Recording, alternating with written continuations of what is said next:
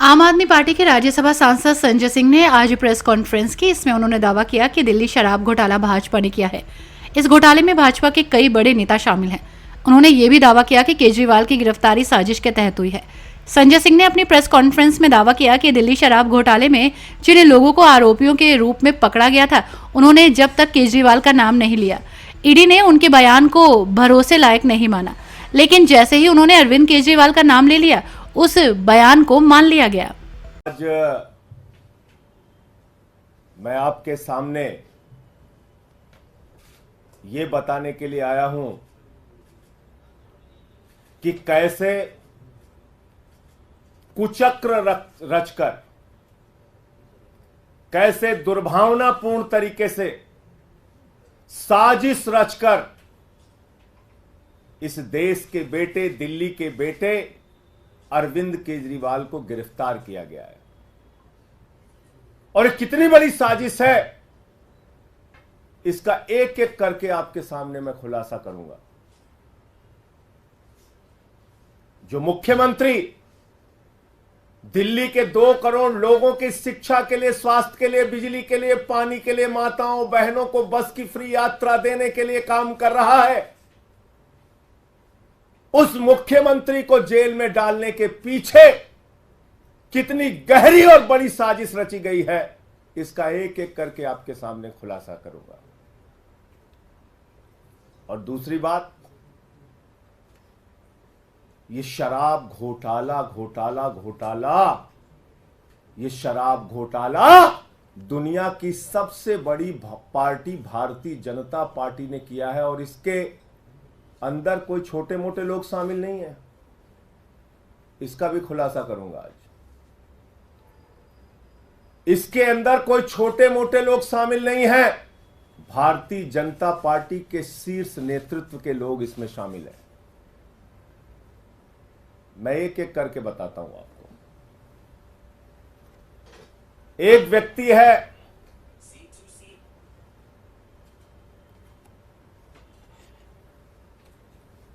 मंगुंटा रेड्डी, जिसने कुल 7 बयान दिए, कुल 3 बयान दिए। उसके बेटे राघव मंगुंटा ने 7 बयान दिए, बाप बेटे ने मिला के 10 बयान दिए। और इस 10 बयान को पीछे जब उनसे पहले पूछा गया, 16 सितंबर को पूछा गया, ईडी के द्वारा पूछा गया कि क्या आप अरविंद केजरीवाल से मिले थे, जानते हैं, तो उसने उसी बात की सच्चाई को उजागर किया। जो बात सच थी, उसने कहा हां मैं मिला था, लेकिन चैरिटेबल ट्रस्ट की जमीन के मामले में मिला था। लेकिन उसके बाद उसके बेटे को, राघव मंगुंटा को गिरफ्तार किया जाता है। राघव मंगुंटा को जेल के अंदर रखा जाता है, 5 महीने तक जेल में रखा जाता है, और तब वो अपना बयान बदल देता है। 16 सितंबर पर पहली बार कार्रवाई होती है मंगुंटा रेड्डी सांसद पर, रेड होती है 16 सितंबर 2022 को, और 10 फरवरी तक लगातार उसको कहा जाता है बयान दो, बयान दो, बयान दो केजरीवाल के खिलाफ।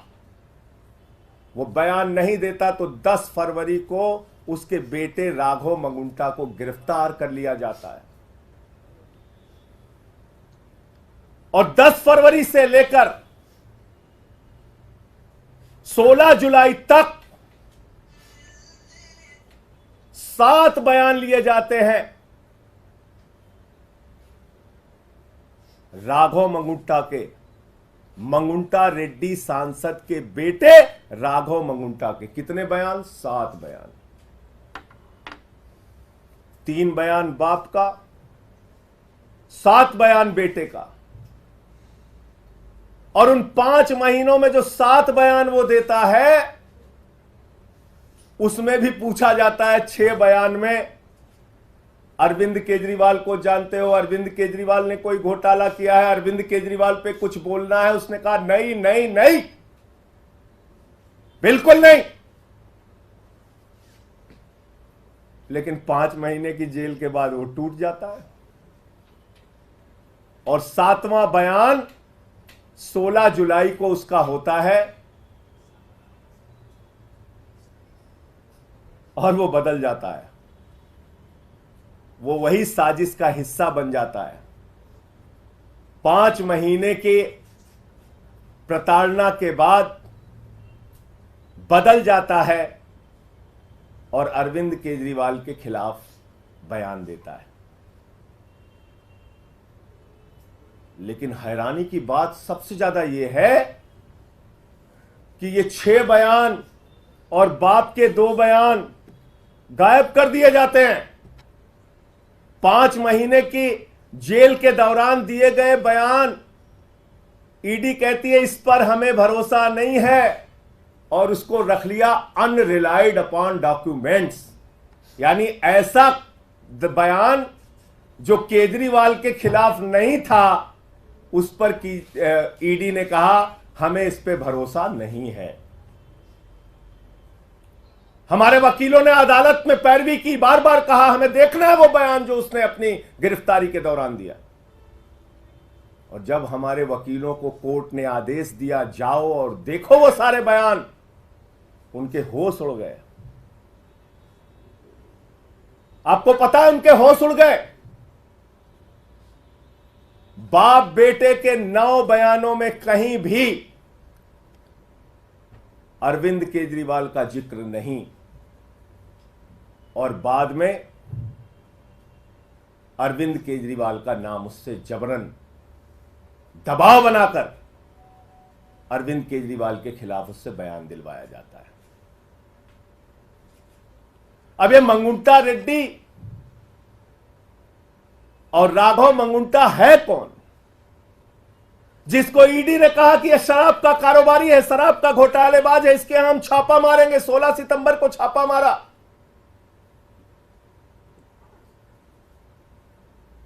मैं चाहूंगा यह तस्वीर आप लोग जरूर ध्यान से देखिए। ये भारत के प्रधानमंत्री नरेंद्र मोदी जी के साथ गलबहियां करते हुए, उनसे मिलते हुए ये तस्वीर आप जरूर देखिए। ये है मंगुंटा रेड्डी सांसद, जिनकी तस्वीर है भारत के प्रधानमंत्री के साथ। यह है मंगुंटा रेड्डी जिनकी तस्वीर है भारत के प्रधानमंत्री के साथ। 16 जुलाई जब यह हमारे खिलाफ बयान देता है, अरविंद केजरीवाल और के खिलाफ बयान देता है, अरविंद केजरीवाल और आम आदमी पार्टी को खत्म करने की भाजपा की साजिश में शामिल हो जाता है, तो 18 जुलाई को इसकी बेल हो जाती है।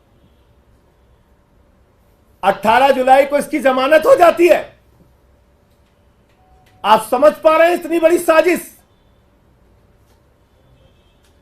एक आदमी जिसको खुद ईडी कह रही है ये शराब का घोटालेबाज है, शराब का घोटालेबाज है, उसका क्या रिश्ता है भारत के प्रधानमंत्री के साथ? और इतना ही नहीं, आज की तारीख में वो टीडीपी से चुनाव लड़ रहा है और भारत के प्रधानमंत्री की तस्वीर लगाकर जनता से वोट मांग रहा है। मैं चाहता हूं वो भी आप दिखाइए। ये देखिए आप, इसको टीडीपी का टिकट मिला हुआ है, भारत के प्रधानमंत्री की तस्वीर लगाकर वोट मांग रहा है। जिसको भाजपा कहती है घोटालेबाज है ये, जिसको कहती है ईडी कि हम इस पे कार्रवाई करेंगे, हम इसको गिरफ्तार करेंगे, हम इसको जेल में डालेंगे, जब उसने केजरीवाल के खिलाफ बयान दे दिया तो वो नरेंद्र मोदी जी की तस्वीर लगाकर जनता से वोट मांग रहा है भारत के लोकतंत्र में। यह इस केस की सच्चाई देश के लोगों जान लो। आपके नेता अरविंद केजरीवाल के खिलाफ जो व्यक्ति बयान देता है यह है, और जो बयान छिपा लिया जाता है ईडी के द्वारा हमारे वकीलों के दबाव में, कोर्ट के आदेश के बाद जब वो बयान देखते हैं जाकर ईडी के दफ्तर पर, जिसको अनरिलाइड डॉक्यूमेंट में ईडी ने रखा है, यानी कि ऐसा डॉक्यूमेंट जिस पे भरोसा नहीं है, शुरुआती सारे बयान जिस पे भरोसा नहीं है, वो बयान जो उसने सही सही बताया था उस पर कह दिया हम इस पे भरोसा नहीं, उसको छुपा लिया। बोले छुप जाओ बेटा। अब इसमें एक और ये है मंगुंटा रेड्डी सांसद, और ये है भारत के प्रधानमंत्री के साथ उनकी तस्वीर, और ये है वो चुनाव प्रचार कर रहा है, टीडीपी से चुनाव लड़ रहा है, और यह है भारत का प्रधानमंत्री। इस फोटो में सबसे ऊपर उनकी तस्वीर है। वोट मांग रहे हैं कि मोदी जी के नाम पे हमको वोट दे दीजिए।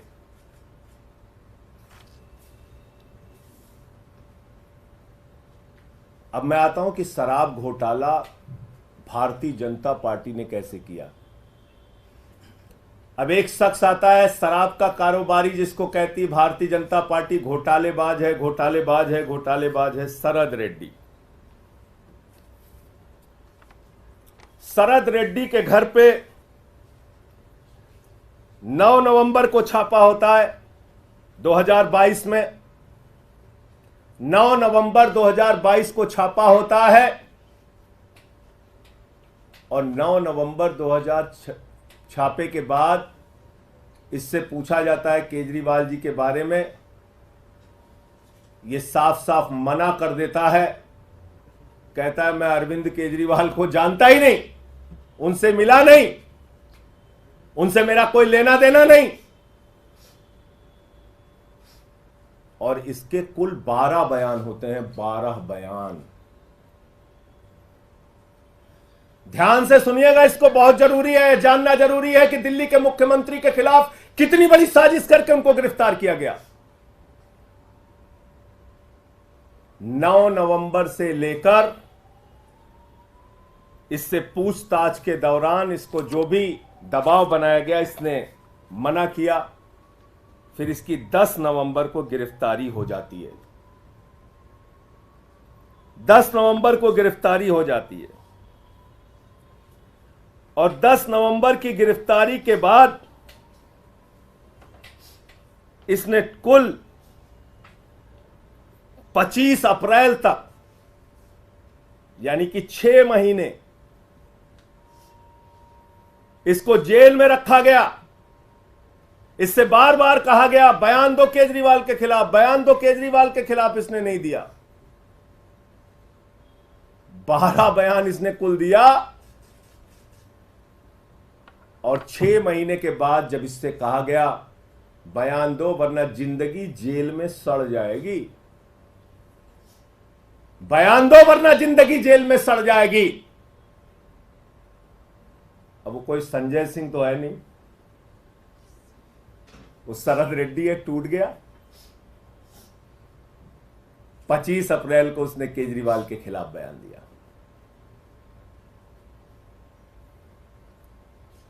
अब हमारे वकील फिर परेशान हुए कि जिस व्यक्ति ने केजरीवाल के खिलाफ बयान दिया उसके 10 बयान को अनरिलाइड डॉक्यूमेंट में ईडी ने क्यों डाल दिया। उन्होंने फिर कोर्ट में एप्लीकेशन लगाई, जांच के आदेश मिले। हमारे वकील गए, उन्होंने देखा, ईडी के दफ्तर में जांच के आदेश मिले, वकील गए, उन्होंने देखा, सारे 10 के 10 बयान पढ़े, वकीलों के होश उड़ गए। 10 बयानों में केजरीवाल का नाम नहीं, और 10 बयान जो केजरीवाल का जो के खिलाफ नहीं थे उस पे ईडी ने। तो क्या इस मामले को लेकर आप लोग कोर्ट जाएंगे कि कोर्ट उस केस से कोर्ट में आ गए ना। ओहो, आप लोग अपील करें? आप सुन नहीं रहे फिर मेरी बात। ईडी ने अपने बयानों की एक चार्जशीट बनाई और उन्होंने दिखाया, ध्यान से सुनिए, फिर से सुनिए, नहीं तो आप लोग गड़बड़ कर जाएंगे। ईडी ने अपने बयानों की एक सूची बनाई जिसमें उन्होंने कहा रिलायड अपॉन डॉक्यूमेंट, यानी ऐसे डॉक्यूमेंट, ऐसे कागजात जिस पे हमें भरोसा है, और अनरिलायड अपॉन डॉक्यूमेंट जिस पे हमें भरोसा नहीं है, और उसको छिपा के रख लिया। ऐसे अगर हिंदी की भाषा में, सरल भाषा में समझे, ऐसे बयान जिस पर ईडी ने, भाजपा ने, भाजपाइयों की साजिश ने, उनके षड्यंत्र ने भरोसा किया, और ऐसे बयान जिस पर उन्होंने भरोसा नहीं किया। और उसका खुलासा कैसे हुआ? उसको छिपा लिया। उसका खुलासा कैसे हुआ? जब हमारे वकील लोग अदालत में गए, उन्होंने कहा भाई हम देखना चाहते हैं कि जिन बयानों पर इन्होंने भरोसा नहीं किया, शरद रेड्डी के, राघव मंगुंटा रेड्डी के, वो बयान आखिर है क्या? अनरिलाइड में क्यों उसको रखा है? उस पर आपने क्यों रिलाई नहीं किया? तो पता चला उस पर रिलाई इसलिए नहीं किया क्योंकि वो शुरुआती बयान थे, और शुरुआती बयान में जब उसकी गिरफ्तारी नहीं हुई थी, या गिरफ्तारी के दौरान भी लगातार जो बाकी बयान लिए गए, उसमें बार बार उसने बयान तो दिया लेकिन अरविंद केजरीवाल का नाम नहीं लिया। और कुछ बयान तो ऐसे हैं जिसके तथ्य जब आप पढ़ेंगे तो आप हैरान हो जाएंगे। पूछा जाता है केजरीवाल जी से मिले, केजरीवाल जी को जानते हैं? नहीं जानते हैं, नहीं मिले। बाद में कहानी तैयार की जाती है। अब ये क्लियर हो गया, मैं फिर से दोहराऊं। सर, कल एलजी ने भी एक चिट्ठी लिखी है गृह मंत्रालय को, उसमें कहा है कि तमाम जो केस कोर्ट को भेजे जाते हैं आम आदमी पार्टी सरकार की तरफ से, इसमें शराब नीति वाला मामला भी है, गुमराह किया जाता है कोर्ट को, कोर्ट का वक्त बर्बाद किया जाता है। देखिए भाई, एलजी साहब कैसे काम करते हैं ये एक सर्वविदित सत्य है। वो किसी ऊपर के डायरेक्शन लेके काम करते हैं, उस हिसाब से अपना काम चलाते हैं। जो घोटाला रहेगा उस पे घोटाला। अब इस पे क्यों नहीं चिट्ठी लिखी एलजी साहब ने? 55 करोड़ रुपए की खुलेआम रिश्वत, रंगदारी जिसको कहा जाता है यूपी बिहार के भाषा में, रंगदारी खाई है भाजपाइयों ने। पहले नजराना पेशगी लिया 5 करोड़ का, फिर अलग अलग किस्तों में 55 करोड़ की रिश्वत ली। 55 करोड़ की रिश्वत बगैर प्रधानमंत्री की जानकारी के ले ली गई, बगैर नड्डा जी के जानकारी के ले ली गई, बगैर अमित शाह जी के जानकारी के ले ली गई। 55 करोड़ की रिश्वत, और रिश्वत तो छुपी हुई थी। वो तो सर्वोच्च न्यायालय का धन्यवाद दीजिए कि उन्होंने कहा तुम्हें जग जाहिर करना पड़ेगा कि कहां कहां से कितना पैसा खाया। तो बताइए, क्या एलजी को इस पे चिट्ठी नहीं लिखनी चाहिए कि एक शराब घोटालेबाज जिसको ईडी ने कहा कि वो किंग पिन है, ईडी ने उसको गिरफ्तार किया, उसने 55 करोड़ रुपए की खुलेआम रिश्वत भारतीय जनता पार्टी को दी। पूरी की पूरी भारतीय जनता पार्टी सर से लेकर पांव तक शराब घोटाले में डूबी हुई है। उस पर चिट्ठी नहीं लिखनी चाहिए एलजी साहब को? तो मैंने तो बता दिया अब आपको, इसमें कुछ डाउट तो बचा नहीं कि कितनी गहरी साजिश रची गई। और सवाल हो बताइए। इससे थोड़ा हटके कल देखा गया था कि सुनीता केजरीवाल जब पीसी कर रही थी तो 3 फोटोज लगे हुए थे भगत सिंह, बाबा साहेब अम्बेडकर के साथ केजरीवाल। सर, इसमें सवाल ये है कि भगत सिंह के ग्रैंडसन ने, यदवेंद्र संधू ने इस पे आपत्ति जताई है, कहा कि राजनीतिक पार्टियों को इस तरह से फोटो नहीं लगानी चाहिए, उन्होंने अपना जीवन देश के लिए कुर्बान किया। तो आप कह रहे हैं कि भारतीय जनता पार्टी का कोई नेता हो या देश का कोई भी नेता हो, मैं अपनी फोटो क्या देश के महापुरुषों के साथ नहीं लगा सकता? क्या देश बाबा साहब डॉक्टर भीमराव अंबेडकर जी के साथ, शहीद आजम भगत सिंह जी के साथ आप लोगों की फोटोएं नहीं होती हैं? लोग तो जाके शहीद आजम भगत सिंह की जहां तस्वीर देख लेते हैं वहां सेल्फी लेते हैं, उनके स्टैचू पे जाके सेल्फी लेते हैं, उनके साथ फोटो डालते हैं, नेताजी सुभाष चंद्र बोस के साथ फोटो डालते हैं, बाबा साहब के साथ फोटो डालते हैं। यहां तक कि अपने चुनाव प्रचार में भी नेता लोग फोटो डालते हैं महापुरुषों के साथ, क्रांतिकारियों के साथ। इसमें मुद्दा क्या है, सवाल क्या है, मुझे बताइए ना। अरविंद केजरीवाल हमारी पार्टी के मुखिया हैं, और उनकी तस्वीर अगर शहीद आजम भगत सिंह जी के साथ है या बाबा साहब जी के साथ है, तो ये अधिकार हर एक नागरिक को है कि वो महापुरुषों के साथ अपनी तस्वीर लगा सकता है। इसका मतलब ये नहीं हुआ कि हम उनके पदचिन्हों पर चलने का प्रयास कर रहे हैं। इसका मतलब ये थोड़ी है कि हम अपने आप को दावा कर रहे हैं, अपने आप से हम अपने आप को बहुत बड़ा समझ रहे हैं। नहीं, हम उनके वो हमारे लिए अनुकरणीय है, प्रार्थनीय है। हम उनके पदचिन्हों पे चलने का प्रयास कर रहे हैं।